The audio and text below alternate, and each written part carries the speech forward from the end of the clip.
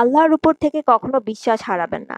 আপনি যতই বিপদে থাকেন না কেন, কষ্টে থাকেন না কেন, আপনার দিন যতই ভালো না যাক না কেন, আপনি কোনোদিনই আল্লাহর উপর থেকে বিশ্বাস হারাবেন না। এটা আপনার জন্য অনেক বেশি ক্ষতিকর। কারণ আল্লাহ আপনার পরীক্ষা নিচ্ছে, এটা আমরা সবাই জানি। এই সুন্দর দুনিয়াতে আল্লাহ আপনার জন্য অনেক বেশি নেয়ামত দান করে রেখেছেন। আর সেটা আদায় করে নেওয়ার দায়িত্ব একমাত্র আপনার। আপনি আল্লাহকে যতটুকু খুশি করতে পারবেন, আল্লাহ আপনাকে তত বেশি নেয়ামত দান করে যাবেন।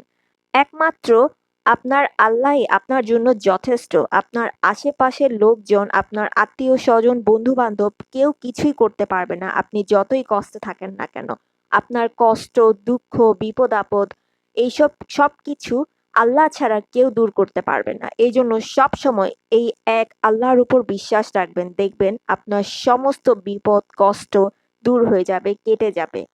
এজন্য একমাত্র আল্লাহ তাআলার জন্য আপনি প্রতিদিন ১০০ বার করে হাসবুনাল্লাহু ওয়া নি'মাল ওয়াকিল পড়ে যাবেন।